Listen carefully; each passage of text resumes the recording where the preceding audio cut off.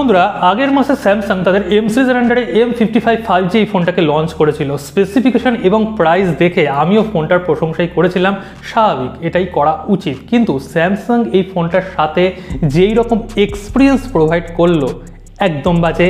আর এই মুহূর্তে এই ফোনটাকে আমি কোনোভাবে রিকমেন্ড করব না।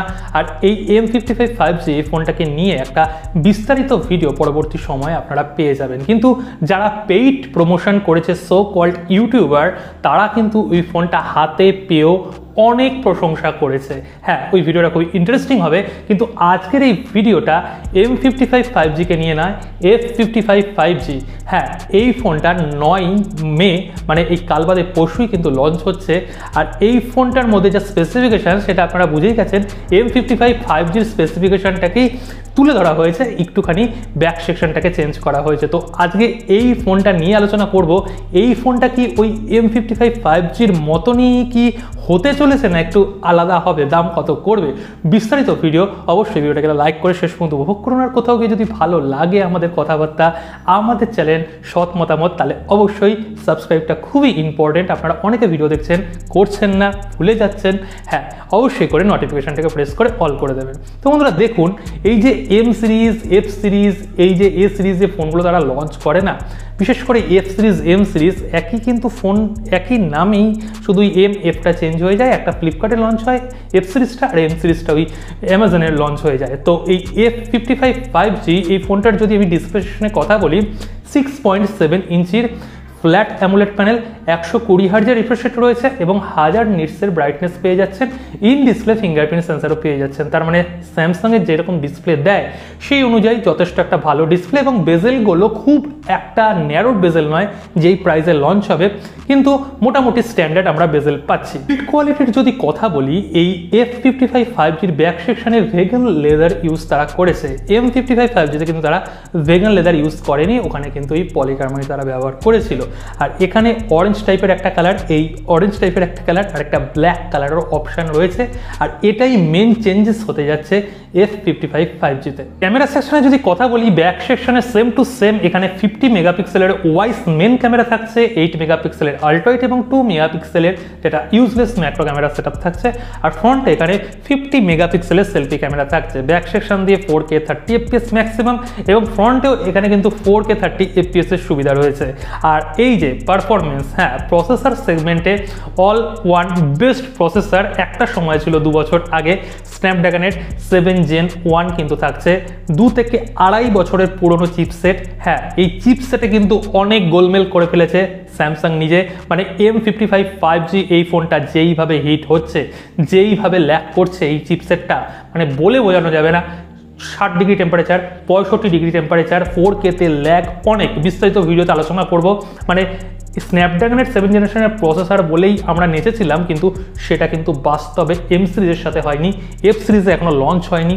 দেখা যাক কতটা তারা অপটিমাইজ করবে। নিশ্চয়ই তাদের কাছেও রিমার্কস পৌঁছেছে যে M55 5Gতে অনেক প্রবলেম ধরা পড়েছে।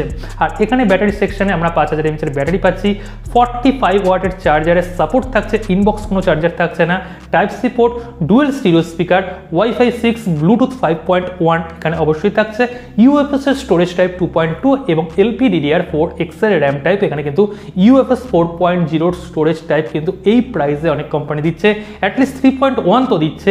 এছাড়াও LPDDR5X এরও র্যাম টাইপ দিচ্ছে, কিন্তু স্যামসাং দিচ্ছে না। সফটওয়্যার ডিপার্টমেন্ট অনবদ্য অ্যান্ড্রয়েড 14 এর সাথে One UI এখানে 6.1 এর ভার্সন তারা ইনবক্স প্রোভাইড করছে। AI এর কিছু কিছু হালকা ছোটোখাটো ফিচার্স তারা দিয়ে দেবে, কেননা ওটা মেনলি এস সিরিজের জন্য তারা তুলে রেখে দিয়েছে। এছাড়াও এখানে 5 বছরের আমরা আপডেটও কিন্তু পেয়ে যাচ্ছি। তো এই রকম একটা স্পেসিফিকেশন দিয়ে, ওই ভেগান লেদারের একটা টাচ দিয়ে, ব্ল্যাক কালার, অরেঞ্জ কালার, এই রকম একটা ব্যাপার করে এই ফোনটাকে কিন্তু ফ্লিপকার্টে 9 মে লঞ্চ করা হবে। যদি প্রাইসের কথা বলি, এখানে তারা 3টে ভ্যারিয়েন্টকে নিয়ে আসবে। 8GB সঙ্গে 128GB, তার দাম করা হবে 26,999 মানে 27,000 টাকা। এছাড়াও 8GB সঙ্গে 256GB 128GB এক্সট্রা দেওয়ার জন্য এখানে দাম 3,000 টাকা বেশি করা হবে, 29,999 মানে 30,000 টাকা।